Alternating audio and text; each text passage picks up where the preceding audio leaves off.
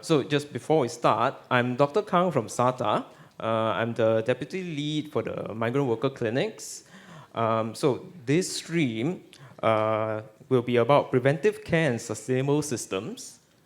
So this morning, we've been hearing all about the overview of what our migrant worker clinics are like, the whole PCP plan itself, and a lot of talk about mental health in general for our migrant workers.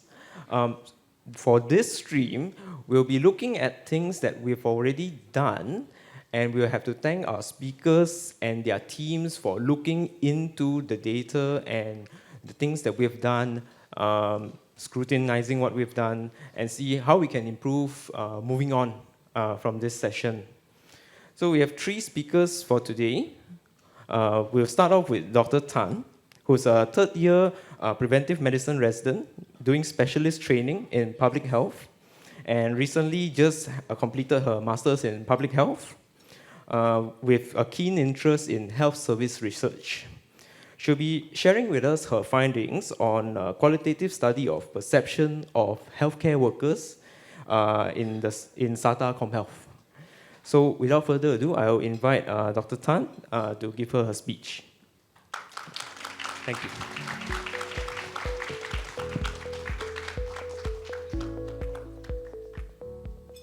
Good afternoon, everyone. Yeah, so thanks for the introduction, Hock Siang. So I know it's late afternoon and everyone had lunch and the post-lunch sleepiness is kicking in, but just thank you for staying around. Yeah, so just wanted to start my sharing with some photos first. Yeah, so I'm not sure if you have gone to any recreation centers here in Singapore. Yeah, so there are 9 such recreation centers, all located near migrant worker dormitories. Yeah, so Kranji Recreation Centre is one of them. 10 months ago, I went to KRC for the first time.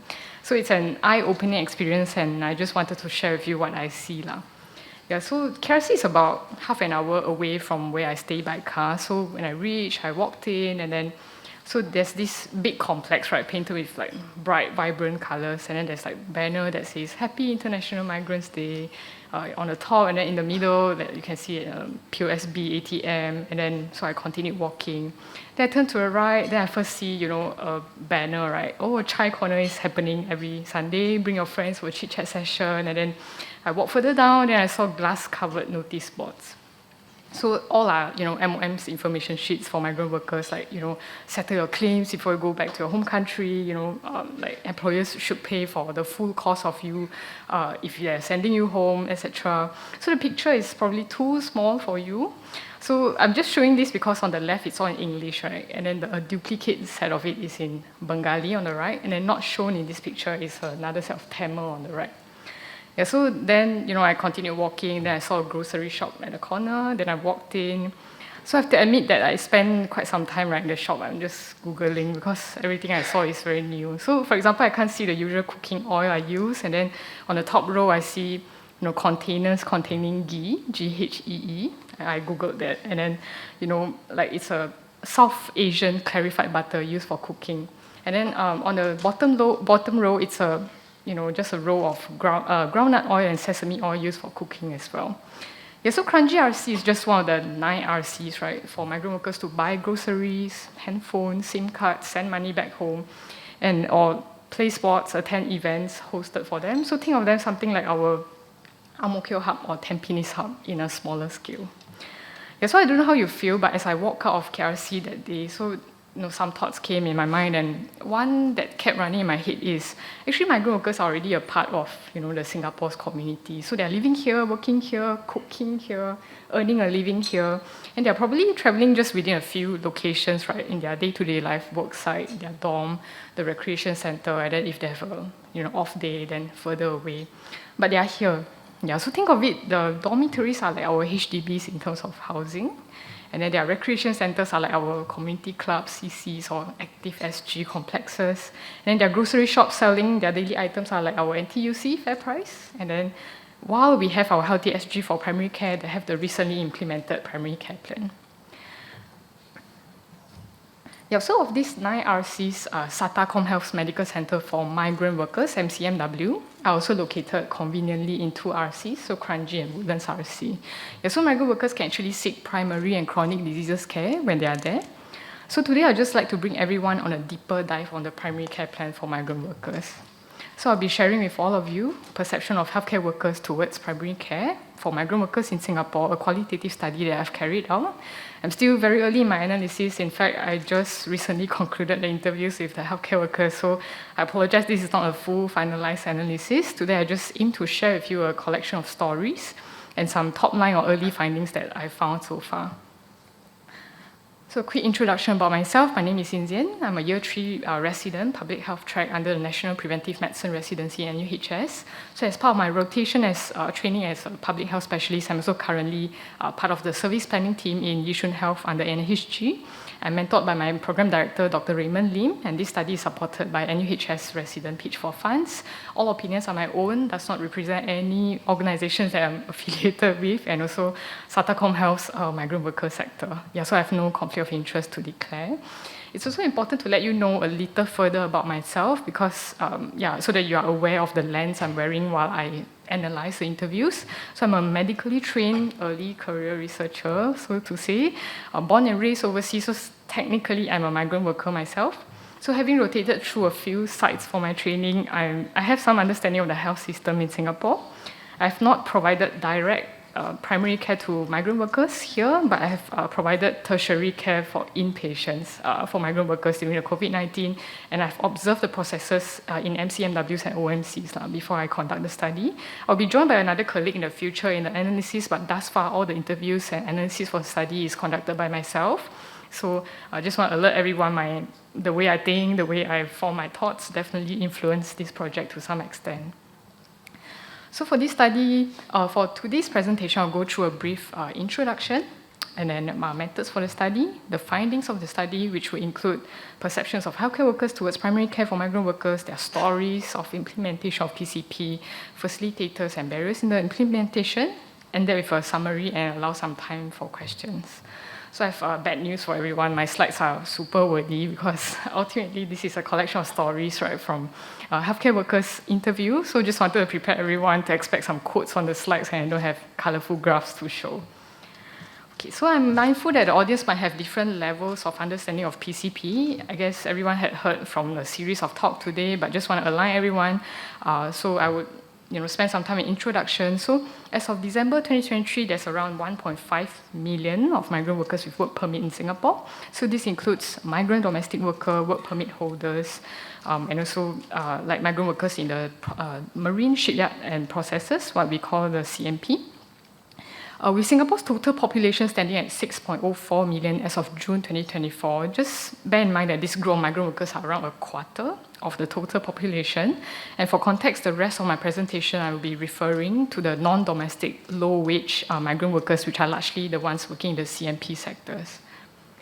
So also wanted to introduce the kafala system, the sponsorship system used to define the relationship between foreign workers and their local sponsors, or what we call kafil, which is their employer.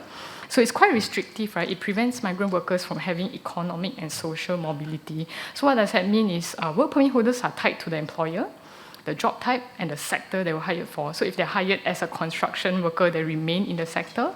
They can't change their job or job sectors freely. And after having to pay recruitment agent fees up to like $10,000 just to come to work in Singapore, their work permit validity is around 2 years, and employers have the power to terminate their permit at any time without consequences. Yeah, so additionally, despite our reliance on low-wage labor, this group of migrant workers are not entitled to like minimum wages, paid annual leave, medical benefits, and basic salary is determined by their skill level, which is around a median of $800 a month. So under MOM's regulation, a migrant worker in construction who is assessed to be higher skilled can be employed up to 26 years in Singapore. So in your minds, just think about a migrant worker who start their employment in Singapore at the age of 25 years old. So say the worker is very competent, dutiful, carry out his job very well, get employed for 26 years in Singapore. So when this worker returns to his home country, he's a middle-aged man, taking energy-dense meals for a large portion of his life due to the high energy requirement for his work, and now he's at risk for almost all the non-communicable diseases. So the question for thought would be, if Singapore as a receiving country is really providing adequate primary health care for migrant workers, such that the home country is not receiving back their labor forces in middle age with a myriad of health problems.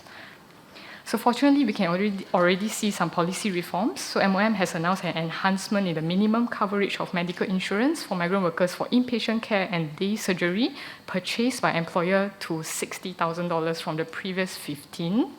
And the main focus of my talk, the primary care plan. So the introduction of primary care plan by the MOM from 1st April 2022, mandatory for migrant workers in the CMP sectors, and those in dormitory of 7 or more workers, but optional for others. So I think after today's series of talk, everyone is very familiar. So under the PCP, employers pay around $100+ per worker to the anchor operators yearly, dependent on which zones they are from. And migrant workers pay $5.45 as a co-payment for every consultations they go to. And as we speak, SATA CommHealth is the largest anchor operators because they oversee zones B, C, and D. And next, very quick through the methods. The aim of the study is actually to examine the perceived barriers and facilitators that healthcare workers believe affect the provision of effective primary care to migrant population.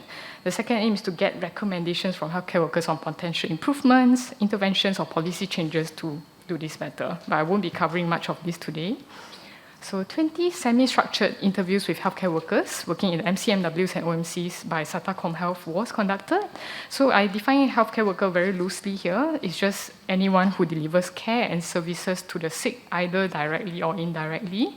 So purposive sampling was used to ensure representation of healthcare workers from different roles, and interviews are audio recorded, transcribed for data analysis, and development of topic guide and data analysis was guided by the Consolidated Framework for Implementation Research, CIFR.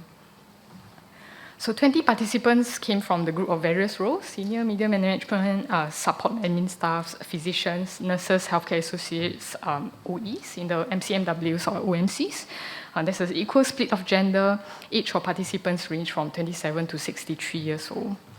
So a very quick run through of CIFR. So it's a framework for implementation research looking into outer setting, inner setting, individuals, processes, implementation process of an intervention. And for the context of these studies, the individuals are the migrant workers as innovation recipients, healthcare workers as implementation facilitators and deliverers, management as the implementation lead. And inner setting will be structural characteristics in SATA, the culture of the organization. Outer setting will be events that affect the implementation, like COVID-19, policies and law, financing system, etc. So now let's get into the first part of the finding, perception of the healthcare workers towards primary care for migrant workers.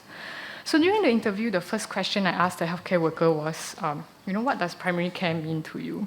Yeah, so I just want to, highlight this quote here, right? So I've been searching the literature so far. I haven't found any of the other countries implementing primary care systems specifically for migrant workers. So Singapore is the first, and I think majority of the people here today are part of it directly or indirectly. So some healthcare workers shared that, primary care for migrant workers meant a mechanism to certify fitness to work because ultimately they are workers employed by employers to help in the CMP sector's productivity. And majority of other healthcare workers thought that, primary care for migrant worker is just, a duplication of existing model of primary care to the migrant worker population. So one way of thinking about it is, primary care is moved to a location catered for them, only for them, and the social cultural nuances is now shifted because migrant workers can go in anytime as needed. And other sentiments are around primary care for migrant workers being just the same as any other local population, just the business model is a little bit different. So next, SATA CommHealth implemented the PCP for migrant workers for 2 years. What's your side of story? How did you see it develop? I have to say this question was originally not in my list of topic guide to ask the participants, but I'm just truly surprised by the amount of stories shared by them. So I asked this after a few participants. So I hope to give you an overview of the journey SATA CommHealth had went through from the words of the healthcare workers themselves. So I adopted this four-phase development model for integrated care from the Netherlands to help me describe to you the phases SATA CommHealth went through for the implementation of PCP. So let's start with phase one, the initiative and design phase. So usually in phase one, there's a sense of urgency, there's possibilities to work and collaborate on a common problem, and a multidisciplinary team designs a project to execute the idea. So what was being designed here, I would say the proposal to MOM to implement the primary care plan by SATA. So I have to admit that before I start this study, I always thought that, SATA is just a long-term player in migrant workers' health. They've doing this for so many years, that kind of thing. But no, SATA CommHealth was previously active in statutory checks, corporate health screening, where all of this needed to be stopped in view of COVID-19 to really shift focus to urgent or acute cases. And in a way, there's a little bit of push by other groups for SATA to shift their focus to a brand new field. So glance through COVID-19 initiatives SATA CommHealth went through before being appointed as an anchor operator for PCP. So the most relevant one being the involvement of the organization in medical posts at the migrant worker dormitories. So within weeks, healthcare workers from SATA had gone into 4 to 5 different dorms, rapidly expanding them to taking charge of medical posts of about 10 dormitories. So this is often described as the starting point of when SATA CommHealth stepped into the space of migrant worker health and realizing that the group actually requires a lot more than just COVID treatment alone. So the sentiment from the healthcare workers are similar, so that the organization's involvement in the crisis time of COVID really highlighted their capabilities and paved the way for SATA CommHealth to be the chosen anchor operator. So I'd say the phase one ended with the stage 2 request for RFP for PCP. I don't know if this will invoke any trauma among the participants here, but the healthcare workers involved in the process of it are very stressed out because it's a 2-stage process, and also very happy and scared when the announcement of anchor operator came. And that will lead us to phase 2. So phase 2, I would say, starting from the point SATA is announced to be overseeing zone B, C, and D of the primary care plan and being the largest anchor operator. So in phase 2, it's usually the new initiatives or projects are being executed, experimented, and results are evaluated to learn and so on.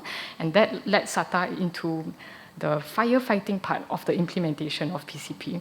So as mentioned earlier, SATA CommHealth's business as usual pre-COVID was statutory health checks, corporate health screenings, x-rays, and with around 5 to 10% of GP work. So just highlighting this quote here because very true. Appointing SATA as an anchor operator actually meant that now we're asking SATA to run 5 GP clinics which handles 250,000 worth of workers, which is a very different ball game alone.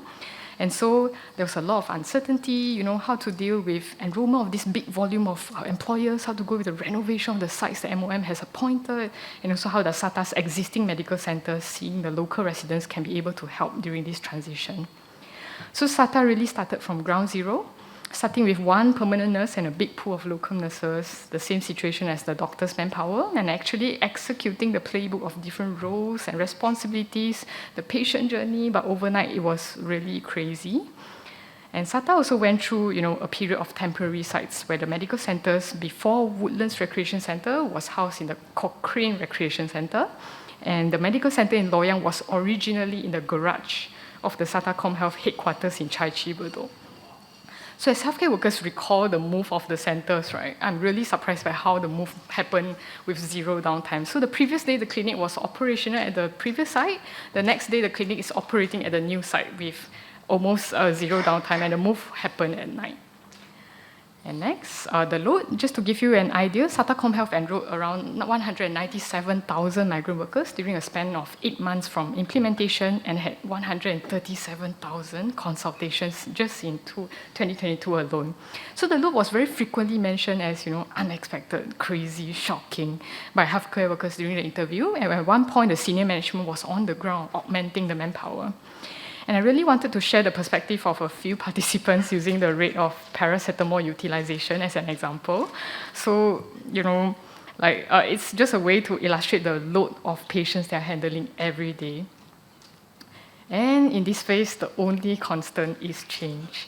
So the implementation deliverers were just trying to, just do things that they think will work, and just had to do a lot of adjustments along the way, the processes, the way they do things, because the population that they are serving, the migrant workers, are just different. And that leads us to phase 3, the expansion and monitoring phase, which I'll argue is where SATA roughly stands today. In this phase, it's usually, the project has been expanded, the content, tasks, and roles within the care chain are clearer now, results are systematically monitored, and, improvement areas identified. So again, some numbers for you. In 2023, the number of enrolled migrant workers under PCP, number of consultation, number of telemedicine consults just increased exponentially for SATA. So participants highlighted that, patient load is still a constant struggle of uncertainty. So first, as the load goes up, the complexity of cases are also going up, and the limitations in terms of expansion are frequently mentioned. So telemedicine was described as the only mechanism to clear the crowd. Yeah, so to mention, the physical medical centers can only house to 8 doctors at any time, and when the load of patients come post-public holiday or in instances like the payday, clinics will just struggle to absorb the load, and telemedicine service is available to see the mild cases, but unfortunately there remain a bulk of patients with chronic diseases consult, other non-ARI complaints that require a face-to-face consultation. So the foreign workforce numbers also increase year on year. And healthcare workers often shared that the numbers of expected migrant workers when SATA submitted for the tender had almost doubled from what was forecasted, and there exists some limitation because medical centers were built to the previous projected numbers and can only house a number of doctors and nurses. But that aside, looking at the bright side of it, I hope this also meant profits for SATA and for expansion efforts and divert their revenues to provision of services. So, which there are, healthcare workers shared that generally MOM gives a general guidance of what should be covered under PCP, but anchor operators like SATA have the autonomy of deciding what is relevant and applicable to migrant workers to be added to the plans itself.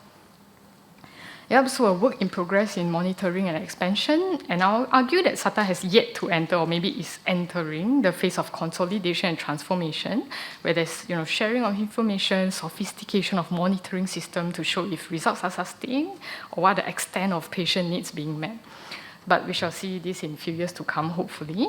So now let's move on to the next part of the findings, facilitators and barriers of the PCP implementation. Yep. So just want to highlight this quote here. The way the PCP work is the more you see, the less money you make in the capitation model. So just let's start with the facilitators first. So majority of the healthcare workers mentioned that the mandated enrollment of migrant workers are the single most important facilitators to the implementation. So, if it's left as optional, it definitely wouldn't have hit this level. Because the employer cannot say no, you need a construction worker, you need to enroll them, you can't do without, and also it's bound to be successful because it's pushed out by the ministry. All in all, highlighting the importance of the policy lever in the implementation. And another very frequent theme being mentioned, collective effort of the healthcare workers, driving the implementation itself. So one, the ground staff. So running the 12-hour shifts daily in the medical centers, no nice coffee shop, not having the best toilets. And two, support staff. It's impressive to find that the support staff who help implement the PCP are already in SATA for years. So they are described as voluntarily stretching themselves, really giving the best of their abilities to front the implementation. And three, the management. So management was described to be playing a big role in getting, board approval for the PCP, making the decision in going ahead with the PCP RFP, have a clear sight of the alignment of PCP with the organization's objective. And also for the clinical teams.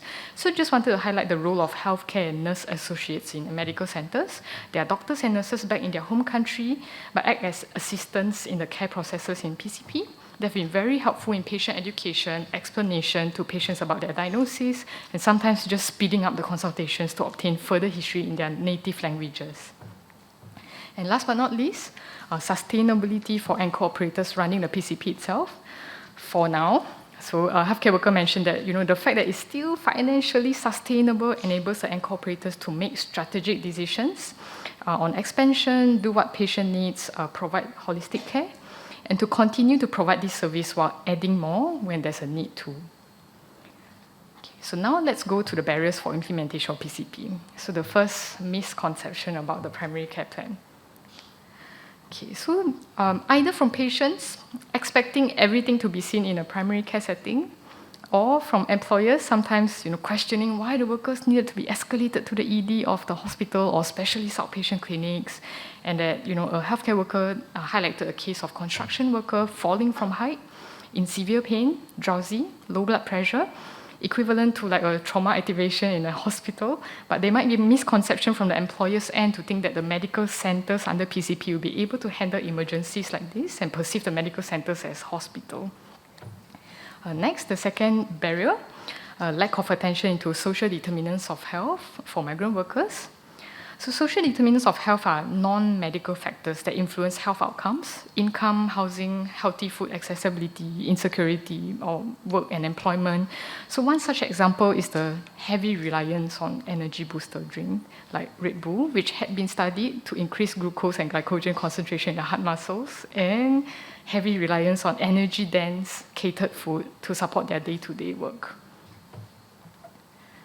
Yep. So we've heard Prof. Zhien talk about mental health of migrant workers earlier. So just highlighting the point here again with this example of non-specific chest pain by migrant workers. So upon further digging and probing by healthcare workers, the worker revealed employment issues, high amounts of debt, family's ill state of health, financial insecurity manifesting at teary episodes, interrupted sleeps, loss of weight, etc. And the healthcare worker actually highlighted to me that given the sheer volume of workers they see every day, it's challenging to really spend time to really give attention to SDOH outside of their acute problems and complaints, which evidently is one of the main drivers for migrant workers' health. And last but not least, the third barrier, the lack of integration of PCP into secondary and tertiary care. So this was frequently mentioned as a barrier, as migrant workers often ask healthcare workers if SOC appointment, which is pricey even for local residents, can it be avoided? Can they bring the referral letter back home to see a specialist later? But true, as we think about it, talking about secondary and tertiary care, the delta in the out-of-pocket expenditure rise up to $100 to $200 from $5.45 paid for primary care, and it's a really big jump. And this then resulted as no-show at SOC appointments, persistence of their medical problems, repeated attendance at primary care, which are unable to provide further support to alleviate the symptoms.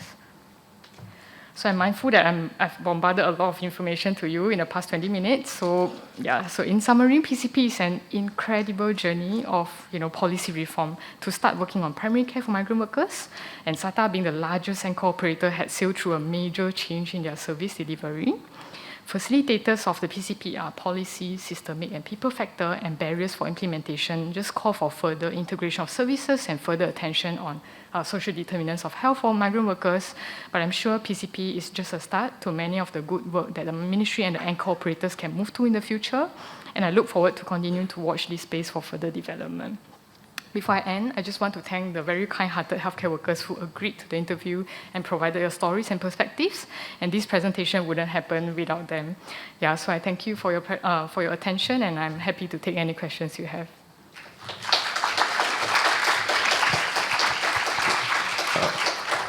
Right, so thank you, Dr. Tan. So maybe you just stay at the podium. So thanks for sharing all the very painful stories from all our fellow colleagues, but I think it's also a source of joy because we've survived, we've gotten better, and we're making things better for the future as well. We have a few minutes, so I'll open a Q&A session to the floor. So if anyone has any questions, the mics are in the middle of the room. Yes, please. Hi, thank you so much, Dr. Tan, for that presentation. So I think it was quite insightful to hear about the healthcare workers' perspective and their experiences going through the PCP, especially from conception to inception to then implementation. I'm just wondering whether there's any thought given to doing a similar survey from the migrant workers' perspective as to maybe how they feel previously not having access to this service to now having it, and what are some of their thoughts and experiences in accessing the PCP? What are their misconceptions, perhaps, with regards to the PCP, and how they feel that maybe some existing gaps could be addressed? Thank you. Yes.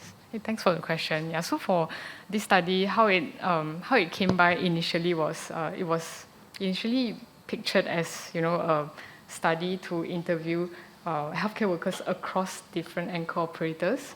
But then I realized my effort likely won't be able to achieve that in a few months.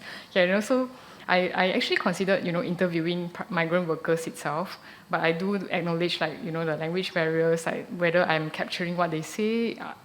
Is it really their experience, or is it because of limitation of language and they can't really describe what they are going through, that kind of thing? And also another consideration is that when I ask around, like SATA CommHealth's management and all, so I noticed that there are actually continuous feedbacks or survey forms being issued to migrant workers in terms of how satisfied are they, any comments, any feedbacks, that kind of thing. And I just realized there's a clear gap in healthcare workers side of story now. So I chose to start this with the healthcare workers first and started with the largest anchor operator. And I mean, hopefully in the future, if let's say the primary care plan has almost set in stone with the full suite of services, and of course the hope is to interview migrant workers in the future. Yeah, thanks. Okay, just maybe one last short question. Yeah, thank you. Hi, Zhien. Sean Basu from NCID. Thank you for your talk. I'm just wondering, do you think in future the last gap, where they have a gap to tertiary care, that eventually the insurance system might encompass specialist care and maybe a coalition of the willing with appropriate premiums and co-pays, but to make this aspect more accessible to them? Thank you. Yeah. Hey, thanks, Dr. Sean. I'm your medical officer a few years back in NCID. Thanks for the question. Yeah, so I think when I always think about this integration of primary care plan into secondary and tertiary care, of course, financing is one of the levers, but I guess we are still a little bit far away from that, because I would say in the integration of primary care back into secondary and tertiary care, I think the first step is to make people aware that primary care plan exists. Yeah, because from the interviews, I didn't put it on the slides, but a few healthcare workers also fed back that PHIs just didn't really realize that primary care plan for migrant workers actually exists. So they refer back their patients after admission, after SOC clinic, back to polyclinic, back to GPs, and then they ended up paying just $100+ just for the consultation. So I think the financing part of it to encourage integration is definitely one further journey to go. But in the short run of time, it's mainly the awareness, engaging the healthcare institutions on the local resident side to really look into it and demonstrate to that to them that if migrant workers are a big bulk of your services, they hold up a lot of SOC slots in your clinics, and then they are not turning up, you're wasting your resources, and these are the potential ways that if you give them a certain discount and then they can pay lower and they will turn up more. There's also benefits to your end, and once that value proposition is clearly laid out, and I would think more attention or more interest into integrating it to secondary or tertiary care will be there. Yeah, but definitely financing is, I think, the second or third part of the story. Okay, thank you, Dr. Tan. Thank you for all the questions. Dr. Tan, just a small token of appreciation, for sharing all this with us.